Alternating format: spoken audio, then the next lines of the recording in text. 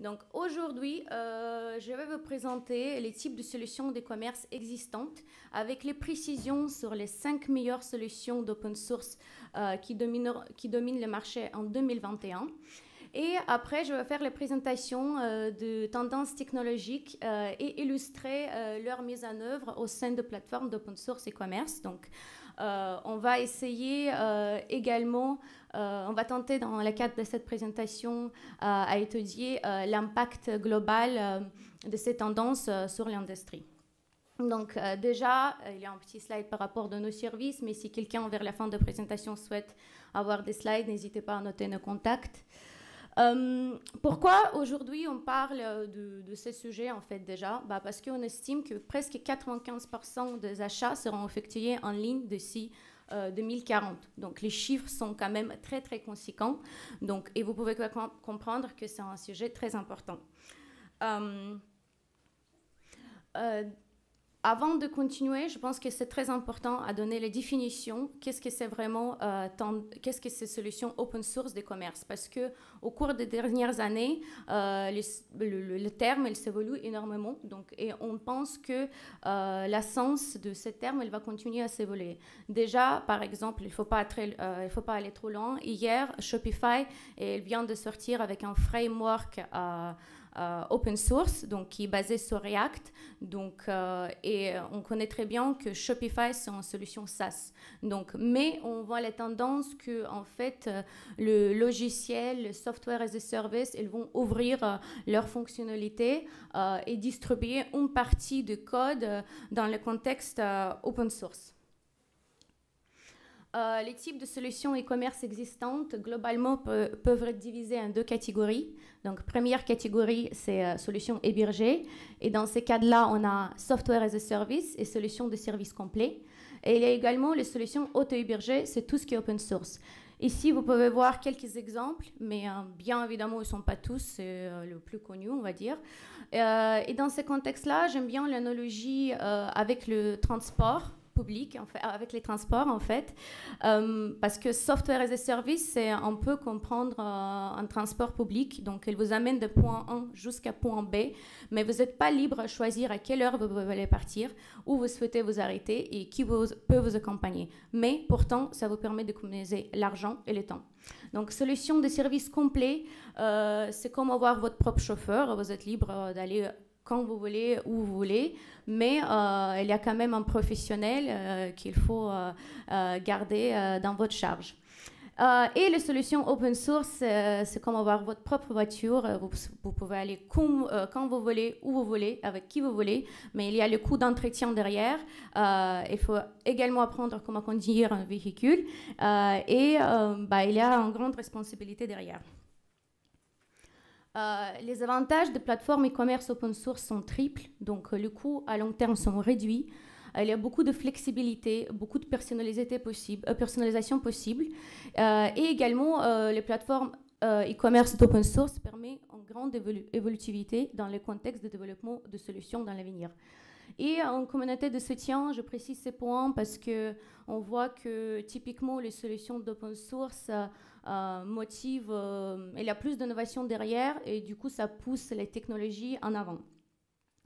Les facteurs clés à prendre en compte lors du choix de votre solution d'e-commerce, donc c'est une question qui est posée assez souvent par nos clients, donc on répond toujours qu'il n'y a pas de meilleure solution, il y a une solution qui est adaptée à besoin de votre business aujourd'hui, dans le court terme et dans le long terme. Donc, mais également, il faut prendre en compte la taille d'entreprise et les technologies que vous souhaitez utiliser. Donc ici, vous pouvez voir quelques solutions d'e-commerce open source en coup d'œil, avec les précisions sur les technologies et les tailles d'entreprise typiques. Je ne veux pas rester ici trop longtemps parce qu'il y a beaucoup de choses à aborder, donc je vais aller un peu plus vite. Les 5 meilleures solutions d'open source d'e-commerce sur le marché en 2021, comme il n'y a pas de réponse claire en fait, donc il y a, si votre choix est motivé par les vitesses de mise en avant sur le marché, donc il y a les solutions OpenCart, Shopware, SpreeCommerce, WooCommerce, Virtumart. Si votre décision est motivée par les personnalisations, donc il y a Magento, Pimcore, OpenCart, Shopware, Cilios. Si on parle de forte communauté de développeurs, donc il y a SimpleCart, PrestaShop, SpreeCommerce. Et une pile technologie moderne, donc il y a quelques solutions ici. Et il faut préciser ici également qu'un des frameworks le plus moderne, plus stable et plus populaire, du coup, dans ces contextes, c'est Ruby on Rails. Donc, du coup, ça vous permet en avance de réduire le coût de développement de projet dans le long terme. Si on parle au niveau de chiffres d'absolu, donc, et c'est ces CMS-là que je vais utiliser en tant d'exemple dans le contexte des tendances.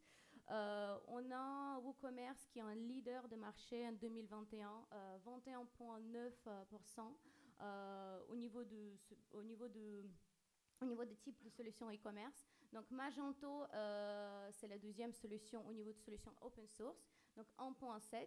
PrestaShop, elle est à 1,2 et OpenCart, elle est à 0,9 et Virtumart, c'est à 0,4.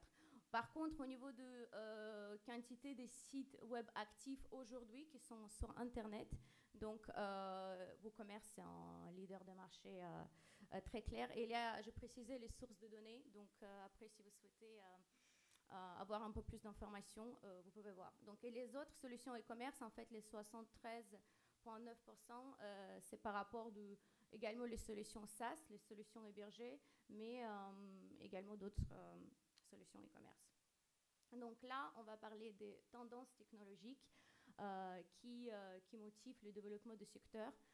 Certains parmi ces tendances sont déjà très populaires, très reconnues, et il y a des autres qui sont en plein développement maintenant. Donc cette partie de présentation, elle sera structurée autour d'une présentation d'une tendance actuelle et future, et je vais vous donner quelques exemples comment elles sont mises en œuvre dans le contexte de solutions CMS. Première tendance, c'est le développement basé sur les API RESTful et intégration tierce. Donc, en fait, ça devient plus important vu le volume de données qui est disponible sur le marché. Donc, qui est disponible sur le marché. Et il faut en fait construire un écosystème complet où toutes les solutions, modules, extensions, vous pouvez appeler ça comme vous souhaitez, interrogent l'un avec l'autre. Du coup, quelques exemples ici, dans le contexte de Magento 2, on a le PIM, Product Information Management, qui s'appelle PIM. Il y a plusieurs ERP, il y a les CRM. Dans le contexte de WordPress ou commerce, on peut parler de WordPress API qui permet du coup à récupérer toutes les données de sites web et les envoyer vers une autre solution. Typiquement, on peut parler de solutions de marketing ici. Et nous, on fait souvent, dans le contexte de commerce, interfaçage dynamique entre les solutions de marketing et le site web basé sur WooCommerce. Donc, on récupère comme ça toutes les informations sur les achats, les comportements des clients, les commandes pour pouvoir proposer une personnalisation de parcours d'achat plus avancée. Dans le contexte de PrestaShop, il y a l'API CRUD, en fait. Donc, et il y a un exemple de solution Nosto qui est très utilisée, qui est un des leaders de marché aussi, qui permet à proposer, du coup, parcours d'achat personnalisé et plus pertinent. Donc, il y a énormément d'autres exemples. Malheureusement, je n'ai pas de temps à tout préciser, mais c'est très important ici à comprendre que c'est très important d'avoir l'intégrabilité entre plusieurs solutions dans le contexte de site. Deuxième tendance, c'est les applications web progressives. Donc, en fait, on peut être presque sûr que les applications web progressives vont quasiment remplacer les applications natives. Pour plusieurs raisons. Déjà, au niveau d'économie budgétaire, c'est énorme. Donc, et au niveau des mises à jour, ça permet à avancer plus rapidement. Donc, maintenant, il y a des solutions, des plugins, en fait, prévus pour les CMS différentes. Et vous pouvez voir ici que tous les leaders de marché, tous les top 5, ils ont un plugin adapté pour ça, déjà. Qui permet en fait à créer une application web native avec quelques clics de boutons et pourtant l'utilisateur elle puisse profiter après de la performance plus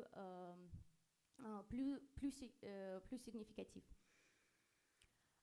Prochaine tendance, c'est réalité augmentée et virtuelle. Donc ici, on va commencer d'abord par les exemples. Tous les plateformes, en fait, elles ont développé certains types de modules. Donc il y a dans les contextes de Magento, il y a AR Quick Look, il y a ConfigWise, PrestaShop, il y a aussi EasyVR, Size Model. Ce qui est très important à comprendre ici, c'est que la réalité augmentée, en fait, elle a pris un peu d'avance par rapport de la réalité virtuelle grâce à la popularité croissante des appareils mobiles. Donc, et avec des plugins, donc, par exemple AR Quick Look, c'est possible à rendre l'objet directement dans les salles juste en utilisant votre appareil mobile. Donc, du coup, ça permet d'améliorer le taux de conversion pour les plateformes e-commerce. Ça permet également à diminuer les quantités de retours au niveau de produits. Et ça également permet d'avoir créé une expérience personnalisée qui va au-delà de l'écran. Et dans ce contexte-là, on peut parler de la terme qui s'appelle Phygital. Donc, ça peut bien s'appliquer ici aussi. Et il y a certains modules également qui essaient de résoudre un problème comme ConfigWise. C'est tout ce qui est lié par rapport de taille des produits. Donc, elle permet à mesurer le corps de personnes en utilisant les réalités augmentées pour conseiller après les bonnes tailles pour le prêt-à-porter. Donc, prochaine tendance, c'est le cloud et cloud distribué. L'architecture multiniveau résout de nombreux problèmes de performance et de sécurité en répartissant les données sur des serveurs différents. Cette architecture permet également d'augmenter les performances, vu que s'il y a une partie du site qui est en panne, les restes de déploiement ils fonctionnent correctement. Donc, quelques exemples ici. PrestaShop, ils ont lancé récemment un module qui s'appelle PrestaShop Ready.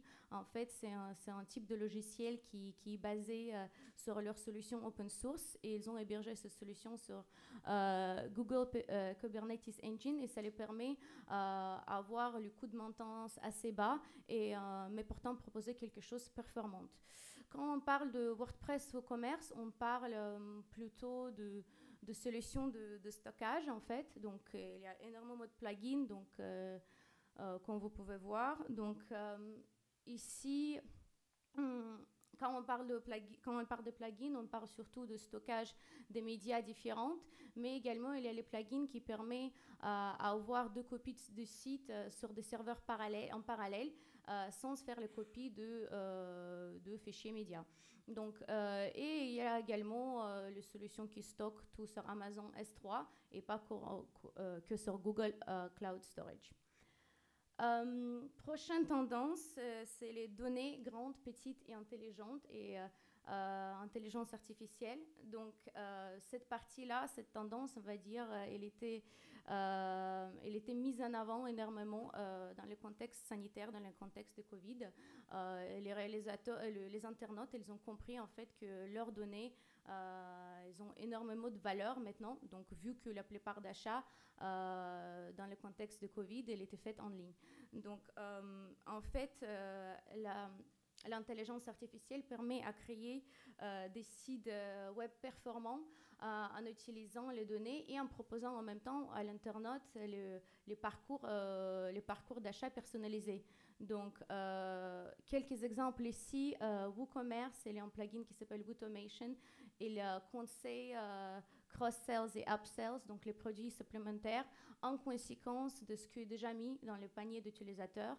Donc, OpenCart, ils ont une autre solution qui s'appelle AI Category Prediction et c'est un plugin qui permet à l'administrateur, pas au client dans ce contexte-là, à l'administrateur définir les catégories de produits juste basées sur l'image téléchargée. Donc, similaire à WooCommerce, PrestaShop, ils ont une solution, mais les leaders clairs de marché dans le contexte de l'intelligence artificielle, c'est Magento. Ils ont développé leur propre technologie qui s'appelle Adobe Sensei. Et basé sur ça, après, ils ont créé différents plugins. Donc, en fait, Adobe Sensei, il analyse le parcours d'utilisateur, les parcours d'achat, et il crée le profil de l'utilisateur qui achète avec des comportements différents, tout pendant le temps qu'il interagisse avec le site. Du coup, après, il y a plus de données et les systèmes, chaque fois, elle devient plus en plus intelligente et propose des recommandations plus pertinentes au niveau de catégorie, au niveau de produits et également au niveau de gestion de stock, en fait, inventory management dans ce contexte. Donc, il y a également les technologies blockchain. Donc, quand on parle de blockchain, on parle surtout de 3 aspects, les paiements, les traçabilités et les contrats intelligents.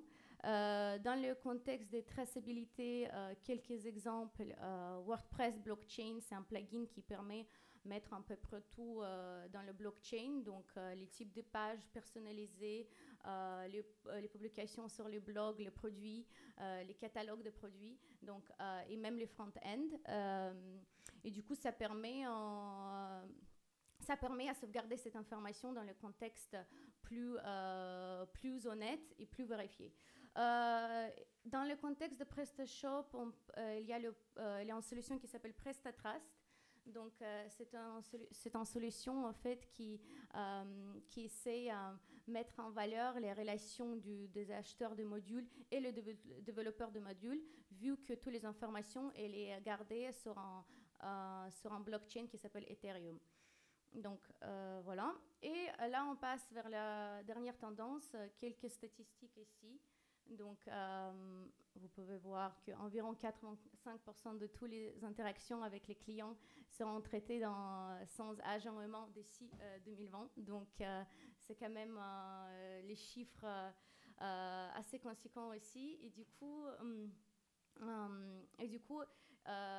c'est très important aussi à comprendre que les chatbots et les assistants vocaux, c'est une tendance qui est basée sur les technologies qui s'appellent NLP.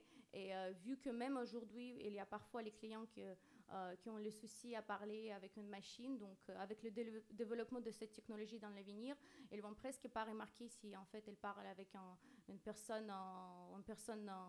vraie personne ou une machine. Et ça permet en même temps aux entreprises à garder l'argent, à sauvegarder l'argent et l'énergie de leur propre équipe. Donc, presque toutes les solutions d'open source, les top 5, ils ont plein de modules, plein de plugins différents. Et il y a certains parmi eux qui sont également basés sur l'idée de sur la technologie de machine learning, d'apprentissage automatique tel que Diagflow et l'intelligence artificielle de Google. Donc, en fait, si vous voulez, cette partie-là, il y a plusieurs tendances en fait qui font un crossover dans ce contexte-là. Du coup, notre conclusion que la poursuite de la croissance des commerces est liée à l'utilisation d'innovations qui augmentent les performances des entreprises et en même temps améliorent l'expérience des clients. Donc, l'effet, en fait, il est de deux côtés, côté entreprise, côté business et côté client. Donc, it's a two-way street. Voilà, donc si vous souhaitez avoir les slides, n'hésitez pas à scanner les codes et merci pour votre temps.